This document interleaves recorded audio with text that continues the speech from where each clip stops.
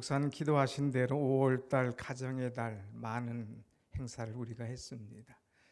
오늘 이제 네 번째 주 가정 행복을 설계하라 이런 제목으로 은혜를 나눌 터인데, 원래 네 번째 주는 이제 가정 주간이면서도 온 가족 주일로 이렇게 지키기로 했습니다. 가능하다면 3대가 다 모여서 하기로 했는데 아직까지 그럴 형편이 안 된 것 같아서 1년 더 기회를 드릴 테니까 내년에는 1대, 2대, 3대가 다 나와서 한 줄에 앉아서 예배하고 찬양한다면 우리 하나님은 얼마나 기뻐하실까 하는 생각을 해봅니다. 오늘 이제 가정, 우리 하나님께서 우리에게 가정을 주셨는데 이 아름다운 가정을 어떻게 이루어 갈 것인가. 많은 사람들이 행복을 꿈꾸지만은 가정을 위해서 설계를 해본 가정들이 얼마나 있을까 하는 생각을 해보죠. 하나님께서 여러분들에게 집을 한 채씩 지을 수 있도록 선물로 주신다면 여러분은 어떤 집을 짓기를 원하십니까? 우리 이 교회 주변에 이주자택지, 협의자택지에서 근 100여 평의 땅들을 다 가지고 집을 짓는데, 하나님께서 나에게 100평의 땅을 주시면 나는 과연 어떤 집을 짓겠느냐 하는 거예요. 다 집을 짓는 것, 그냥 옛날처럼 방만 많이 있으면 되겠다, 이게 아니라 다 꿈을 가지고 집을 짓게 되죠. 집집마다 어떻게 그렇게 아름다운 집, 참 멋진 집을 짓는가 우리가 보게 되는데, 그 아름다운 집, 멋진 집을 짓게 되려면 무엇보다도 설계도가 중요하다고 하는 거죠. 얼마만큼 설계를 잘하느냐에 따라서, 얼마만큼 설계를 또 멋지게 외관과 내면을 잘 꾸미냐에 따라서 아름다운 집이 이루어지는 것을 우리는 보게 됩니다. 여러분, 우리 교회는 딱 3년 전에 이제 건축하고 입당을 했습니다. 이렇게 아름다운 교회, 멀리서 봐도, 도로에서 보든 호숫가에서 보든 우리 교회가 정면으로 딱 보이잖아요. 모든 사람들이 오면 이쁘다, 아름답다 하는데, 여기에는 첫째는 설계고 두 번째는 시공입니다. 이렇게 설계와 시공이 잘 되었기 때문에 아름다운 교회를 이룰 수가 있는데, 하나님께서 여러분들에게 가정을 주셨는데 여러분들 이 가정을 위해서 얼마나 아름답게 또 멋지게 가정을 설계하느냐 하는 것, 이것이 너무나 중요하다고 하는 것이죠. 근데 우리 한국 사람들은 이제 우리 현재 나이, 저희들 나이 또래 돼서는 가정을 설계해 본 적이 없습니다. 그저 빨리빨리 이제 결혼하고, 빨리빨리 취업하고, 빨리빨리 성공하고, 빨리빨리 자녀들 잘 돼서 자리를 잡는 것이 우리들의 목적이었고 소원이었다고 얘기할 수가 있습니다. 그런데 이 빨리빨리 하다 보니까 놓친 것이 얼마나 많은지 몰라요. 어떤 집은 남편 출세만을 위해서 달려가다가 남편 출세는 이루었는가 싶은데 정작 놓친 것이 많습니다. 자녀들의 성격이나 또 부모에게 효도하는 것, 이런 것을 놓쳤어요. 어떤 집은 자녀 공부만을 위해 달려가다가 자녀는 참 좋은 학교 갔는데 부부 관계가 깨져버립니다. 또 자녀는 성공했는데 신앙을 다 잃어버렸어요. 또 공부만 시키다 보니까 가족들끼리 대화가 끊어진 가정들이 얼마나 많은지 모릅니다. 또 어떤 가정은 경제만, 성공만을 위해서 달려가다가 이제 경제 부자는 됐는데 부모에게 효도하는 걸 놓치고 형제들 간에 우애 있게 사는 것을 놓친 그런 가정도 있습니다. 그저 하나의 목적만 놓고 달려가다 보니까 정말 붙잡아야 되고 함께 가야 될 많은 소중한 것들을 놓친 그런 가정들이 너무나 많다고 하는 것이죠. 그래서 오늘 우리는 이 가정의 달에 다시 한번 우리의 가정을 설계해보자 이거예요. 특별히 신혼초나 젊은이들은 설계를 하자 이거예요.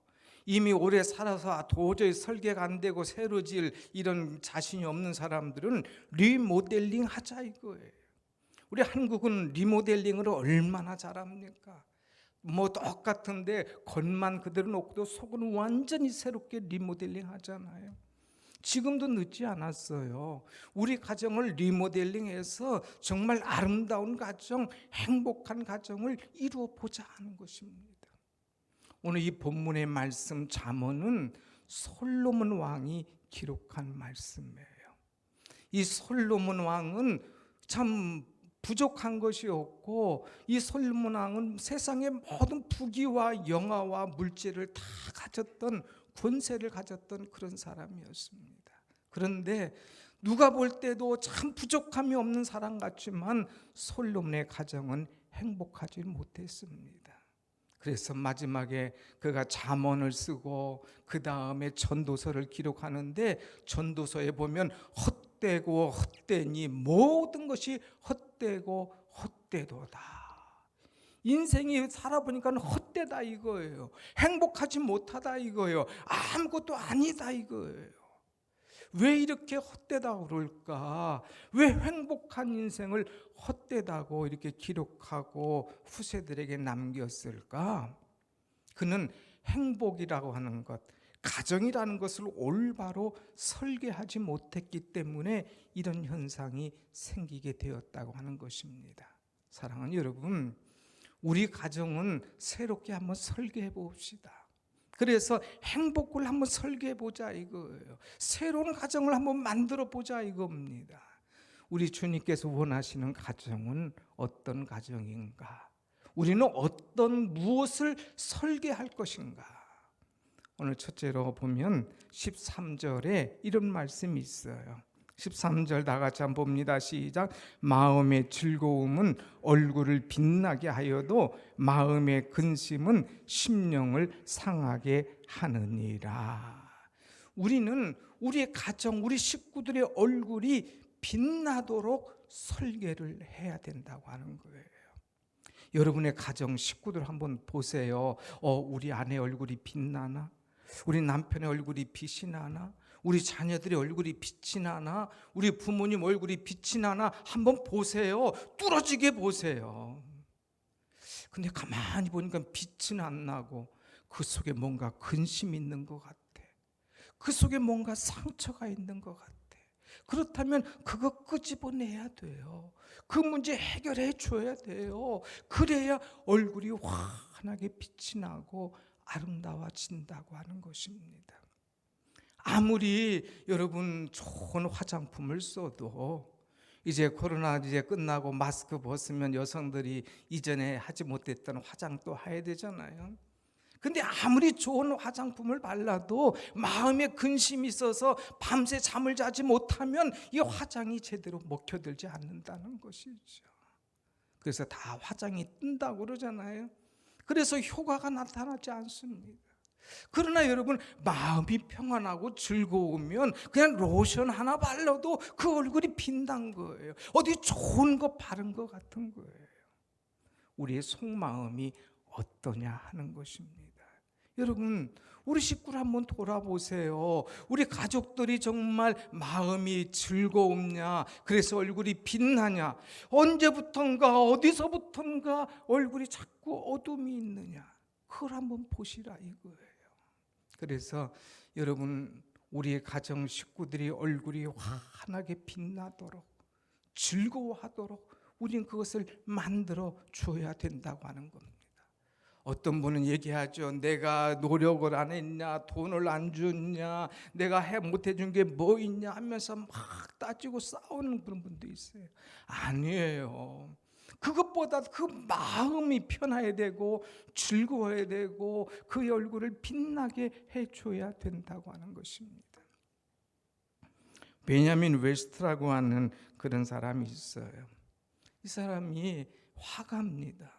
근데 가만히 보면 왜 화가가 됐느냐?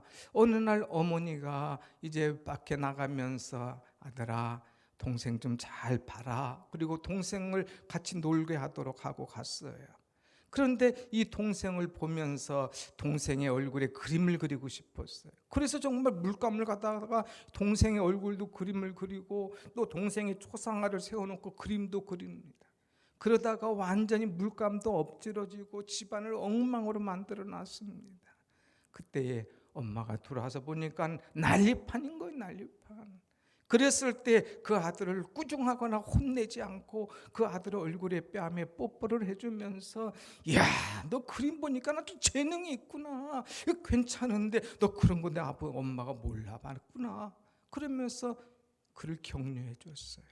칭찬해 줬어요.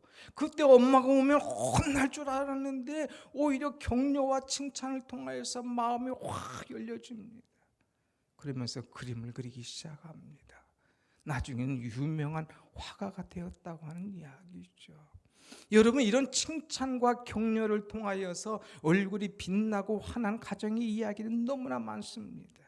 여러분이 잘 아는 프랭클린 루즈벨트라고 하는 이 대통령은 처음엔 건강했지만 나중에는 척수성 이 소아마비에 걸렸습니다. 그러다가 휠체어를 타게 됩니다.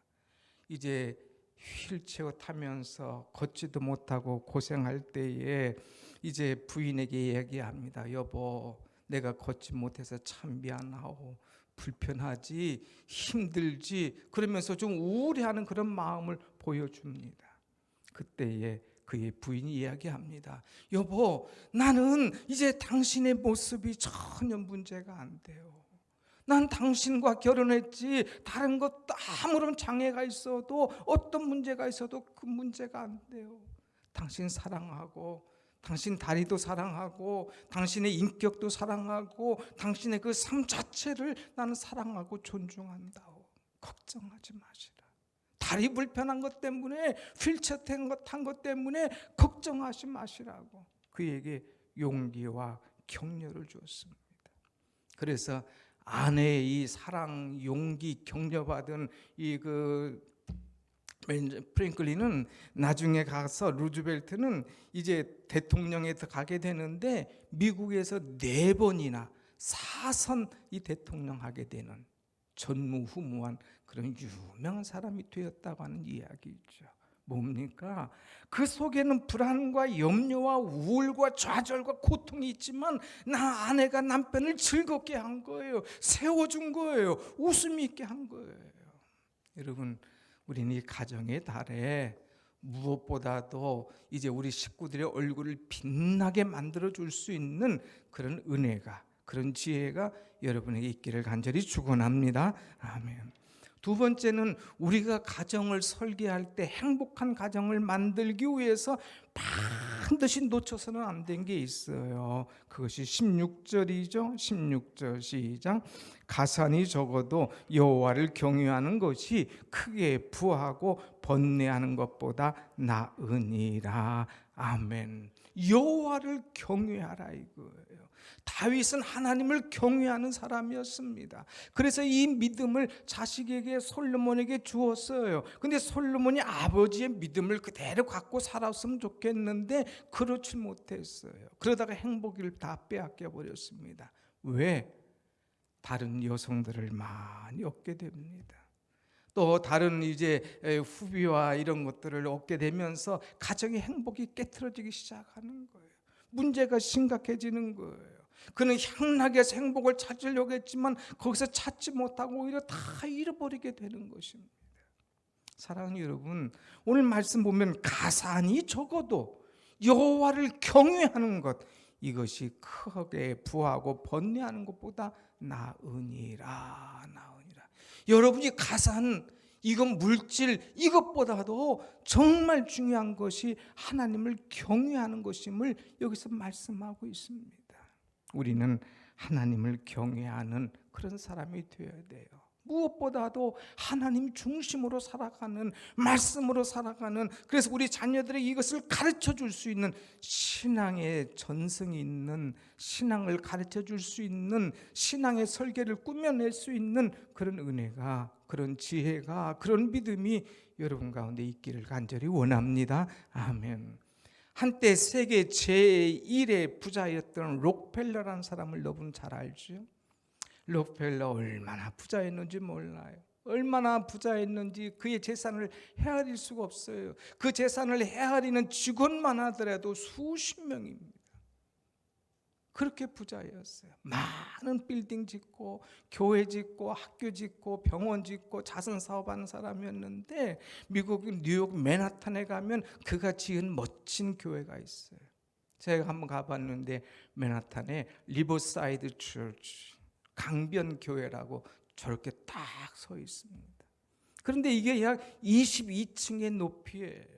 근데 저 위에 쭉 올라가면 거기 종이 있는데, 종탑에 종이 있는데 큰 종부터 작은 종까지 약 70여 개의 종이 있습니다. 매일 정시가 되면 땡그렁 줄을 한번 당기면 소리가 나는데 뭐 완전히 큰 종 작은 종 울려가지고 너무너무 멋진 종이죠. 그런데 제일 보면 큰 종에다가 자기 어머니 로라 록펠러 이름을 딱 써놨습니다. 자기 어머니의 이름을 기억하고 싶은 거예요. 그래서 기자가 묻습니다. 어머니에게 무슨 유산을 받았습니까? 어떻게 이렇게 큰 일을 했습니까? 예, 제가 어머니의 유산을 받았죠. 아니, 당신의 가정은 어렸을 때 그렇게 부자가 아닌 것을 아는데 어머니가 무슨 유산을 주셨습니까? 예, 우리 어머니가 나에게 신앙의 유산을 물려주셨습니다. 신앙의 유산을 물려주셨다는 거예요. 신앙의 유산?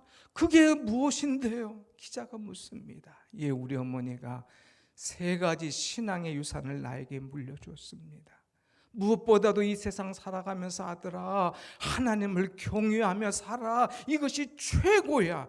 하나님을 경외하라고 하면서 신앙의 유산을 물려주는데, 그 가운데 첫 번째가 이제 교회에 가면 매일 무엇보다도 예배 시간에 늦지 않도록 해라.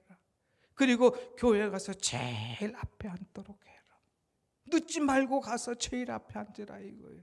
두 번째, 목사님 말씀을 최고로 잘 들어라. 그리고 그것을 통하여서 내 신앙의 인격을 성숙시켜라. 그 다음에 세 번째는 아들아, 너는 무슨 일이 있어도 이 모든 것은 하나님께서 주신 것인 줄 알고 하나님 앞에 10의 1조를 드려라. 그럼 하나님께서 너의 삶과 모든 것을 책임져 주실 것이다. 절대로 하나님 앞에 이 3가지 제일 앞에 나가고 시간 늦지 말고 말씀을 아멘으로 받고 신앙인격으로 삼고 그 다음에 10의 1조를 드리면서 하나님과의 관계를 잘하라고 하는 것을 가르쳐 줬다 이거예요. 내가 어머니의 이 말씀대로 살았더니 오늘 내게 이런 복을 주셨노라, 이렇게 고백한 거예요. 사랑하는 여러분, 시편 128편 1절 말씀 보면 여호와를 경외하며 그 길을 걷는 자마다 복이 있을지어다 그랬어요. 하나님을 경외하며 그 길을 걷는 사람에게는 하나님께서 복 주신다 이거예요. 이 가정의 달을 맞아서 여러분 얼마나 바빴습니까? 어린이날 선물해야지, 어버이날 해줘야지, 스승의 날 챙겨야지. 우리 낀 세대는 다 위로 부모, 밑에 자식 막 정신없이 지나가잖아요. 그래도 놓쳐서는 안 될 게 있다 이거예요. 이런 날 저런 날 행사 치료라도 무엇보다도 신앙, 하나님 중심적인 가정을 만드는 일에 우리가 게을리해서는 안 된다고 하는 거예요. 여러분, 하나님을 경외하는 아름다운 가정, 또 그 가정을 설계함을 통하여서 하나님께 주신 축복을 평생 누리며 살아가는 여러분의 가정들이 되시기를 간절히 축원합니다. 아멘. 그 다음에 우리는 어떤 것을 설계해야 되느냐? 사랑하는 것을 설계해야 됩니다. 17절 말씀을 한번 같이 봅시다. 17절 시작. 채소를 먹으며 서로 사랑하는 것이 살찐 소를 먹으며 서로 미워하는 것보다 나으니라. 아멘. 사랑해라 이거, 사랑해라. 그런데 여기 말씀 보면 서로 사랑해라. 일방적으로 부모가 자식만 사랑하는 것이 아니라, 일방적으로 아내가 남편만 사랑하는 것이 아니라 서로 사랑하라 이거예요. 부모와 자식, 자식과 부모, 남편, 아내, 아내, 남편 서로 사랑해라. 서로 사랑하. 그것이 사랑받는 비결이고 그것이 행복한 비결이다 이거예요. 서로 사랑하는 것. 그런 가정은 채소를 먹어도 행복한 거예요. 그러나 서로 미워하면은 살찐소를 먹어도 불편하고 행복이 없다 이겁니다. 여러분, 우리는 늘 가장 중요한 것이 행복. 이 행복하게 된 비결이 뭐냐? 사랑. 그 가운데 서로 사랑하는 거예요. 내가 먼저 사랑하는 거예요. 사랑받기 때문에 사랑하는 것이 아니라 무조건적인 사랑을 쏟을 때 그 마음이 감동되고 그도 녹아지면서 새롭게 되는 줄로 믿습니다. 아멘. 심리학에 피그말리온 효과라고 하는 것이 있어요. 피그말리온이라고 하는 조각가가 있었습니다. 이 조각가가 한 여인을 사랑하다가 실연을 당했어요. 얼마나 마음이 아팠는지. 사랑하다가 여인에게 실연받고 채이게 되니까 내가 다시는 연애하지 않고 사랑하지 않겠다고 결심을 했습니다. 그리고 이제 여성을 봐도 쳐다보지도 않아요. 언제 나를 버릴지 모르기 때문에 그냥 좌절감에 빠지고 여성에 대해서 자신이 없었습니다. 그 대신 그는 조각가니까 상아를 가져다가 이제 상아를 조각하기 시작합니다. 그 조각이 뭐냐? 아까처럼 이렇게 그림을 그리는 사람처럼 그림을 다 그려놓고 거기에 이제 조각을 하는데 그 대상이 누구냐? 예쁜 여자였어요. 내가 비록 사람에겐 상처받았지만 이 조각에는 상처받지 않으리 하면서 예쁜 상아를 가져다가 조각을 하면서 여인을 만들어 갑니다. 근데 자기가 봐도 얼마나 사랑스럽고 이쁜지 몰라요. 그래서 머릿결부터 싹, 또 눈, 코, 입부터 멋있게, 체형도 멋있게 그러면서 그림을 그리고 나올 때마다 뽀뽀를 한번 딱 해줍니다. 그리고 너무 사랑스러워 때로는 안아주기도 합니다. 근데 어느 날 하루는 가서 보니까 야, 내가 봐도 너무 이뻐. 이런 여인이면 내가 평생 같이 살고 싶은 거야. 그래서 그 조각품을 딱 안았어요. 사랑해. 그런데 여러분, 놀라운 일이 생겼어요. 이 상아, 이 차가운, 이 뻑뻑한 것이 따뜻해지는 거예요. 인간의 체온이 느껴지는 거예요. 이거 분명히 조각인데, 이거 차가운 건데 어떻게 이렇게 따뜻해지나? 희한하다, 따뜻한 거예요. 사람의 체온이 느껴지는 거예요. 아하, 사랑을 쏟으니까 따뜻함이 오는구나 하는 것을 알고, 그래서 이것을 가리켜서 피그말리온 효과라 얘기하는 거예요. 무슨 말이냐? 내가 볼 때는 아무리 차가운 사람도 딱딱한 사람도 변화될 수 없다고 하는 사람도 내가 사랑을 주면 그 사람이 따뜻해진다 이거예요. 그 사람의 마음이 움직여진다 이거예요. 그 사람도 녹아지고 내게 따뜻한 사랑을 준다 이거예요. 여러분 식구들 중에 딱딱한 사람이 있습니까? 이 사람은 도저히 변화되지 않을 거라고 그냥 믿고 믿는 사람이 있습니까?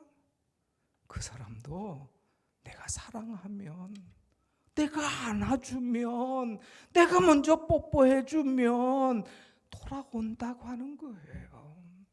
그래서 오늘 말씀에 서로 사랑하라 그랬어요. 한번 같이 합시다. 서로 사랑하라. 오늘 우리는 사랑을 설계합시다. 우리 가정의 설계는 뭐가 빠졌어? 취업이 들어갔어, 빨리빨리가 들어갔어, 성공이 들어갔어, 건강이 들어갔어. 그런데 서로 사랑이 빠져 있다면 아무것도 아니라는 거예요. 서로 사랑하는 것, 이것이 놓쳐서는 안 될 귀한 말씀입니다. 그 다음 마지막으로 우리가 행복한 가정을 설계하기 위해서 꼭 필요한 것이 있습니다. 그것이 바로 18절 말씀. 같이 한번 봅니다. 18절 시작. 분을 쉽게 내는 자는 다툼을 일으켜도 노하기를 더디하는 자는 시비를 그치게 하느니라. 아멘. 화를 다스리는 기술이 있어야 돼요. 여러분, 가정생활 하다 보면, 부부 생활 하다 보면 싸움도 하고 다투기도 하는 것 아닙니까? 누구나 다툼과 싸움이 있다 이거예요. 그러나 문제는 이것을 어떻게 풀어가냐, 이것을 어떻게 해결하느냐, 이것이 바로 중요한 거예요. 제가 연애하는 사람이 있으면, 아니면 신혼 초에 있는 사람이 있으면 반드시 물어봐요. 그 인간 됨됨이가 어떻게 되는가 물어보려면 이거 물어보면 정확해요. 너 남자친구와 아니면 결혼한 이 사람과 싸워봤지? 그것을 어떻게 풀던? 싸우고 그냥 꽉 태치고 그만두자고 가는 사람이 있어요. 싸우고도 그냥 두고 막 되씹으면서 얘기하는 사람이 있어요. 싸워가지고 이것 때문에 막 뒤집어 엎고 막 이상한 행동 나타나는 사람이 있어요. 아니야. 그렇다면 이제는 너희가 정신 차려야 돼. 여러분, 사람은 살다 보면 다 상처가 있어. 혹시라도 우리 가정에 우리 남편이나 우리 아내나 우리 자식이나 우리 부모에게 상처가 있다면 그 상처를 풀어줄 수 있는 그런 지혜와 그런 기술과 그런 기도함이 우리에게 있어야 되는 거예요. 그냥 먹어라, 공부해라, 잘 되라, 빨리빨리 해라, 이게 아니라 그 속에서 상처가 있다 이거. 인간관계 하면서, 친구 관계 하면서, 또 사업하면서 또 상처가 있다 이거. 이 상처를 끌어내서 해결해 주라 이거. 해결해 주라. 여러분이 잘 아는 정태기 교수라고 하는 분이 있어요.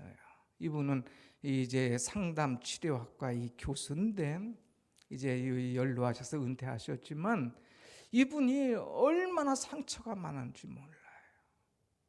자랄 때에 아버지가 그냥 한 번 결혼해서 낳고 또 다른 16살, 아버지보다 16살 어린 사람과 결혼해서 또 4살 낳고 이전에서 5 낳고 9 남매, 배다른 9만 남매가 살면서 얼마나 상처를 받았겠어요. 그런데 너무너무 상처를 받은 것이 큰데 이것을 해결할 방법이 없는 거예요. 그래서 자기 집에 일하는 파출부 아줌마가 오면 그 아줌마가 아기를 하나 데리고 오잖아요. 그러면 아기를 한다고 논다고 데리고 가가지고 안 볼 때 이 장독을 열어가지고 거기다가 쏙 집어넣고 장독 뚜껑을 닫아버려요. 그러면 애가 거기서 막 살려달라고 울고불고 난리치잖아. 그때 쾌감을 느끼는 거예요. 내가 당한 거 네가 한번 당해봐라. 걔가 탁 울면서 막 할 때에 쾌감이 막 일어나는 거예요. 또 이제 조그마한 집에서 얼룩소 같은 거, 송아지 같은 거를 키우게 되는데 형은 아주 그냥 형의 얼룩소는 그냥 통통하니 잘 커. 근데 자기가 키우는 얼룩소는 막 삐쩍 말랐고 자기만 보면 막 현기증이 나서 막 도망가고 안절부절 못해. 왜? 하도 패니까. 아버지를 맞았던 거, 부모에게 학대받았던 거 애한테 다 쏟아놓는 거예요. 그러니까 막 얘가 이 얼룩송아지가 어쩔 줄 모르는 거예요. 그런데 자기의 이 모습을 36살 때에 발견하는 거예요. 내게 이런 상처가 있구나. 내 과거가 이렇구나. 나는 이런 아픈 상처가 내가 있구나. 그러면서 신앙 안에서, 예수 안에서 내적 치유하면서 그 상처를 다 씻어버리는 거예요. 그래서 자기처럼 아프고 힘들고 어려웠던 사람들을 치료하기 위해서 이제 치유 상담 학교를 열어서 그 사람들을 고쳐주는, 치유하는 그런 학교를 만들었다고 하는 것이죠. 여러분, 우리는 우리 가족 중에 상처받은 사람이 없는가를 봐야 돼요.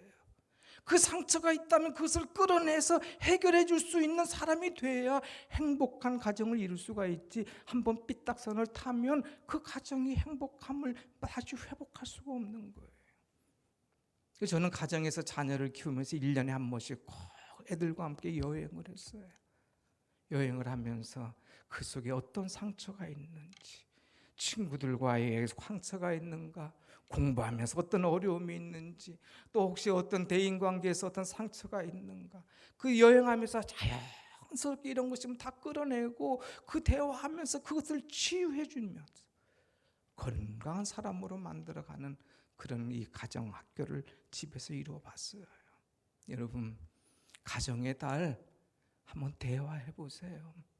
좋은 데 가서 식사하면서, 좋은 데 가서 한번 피크닉 하면서 아이들과 부모들과 부부와 나 때문에 어떤 상처가, 주변에 어떤 아픔이 있는가, 이것을 한번 찾아내 보세요. 그리고 그것을 고쳐주세요.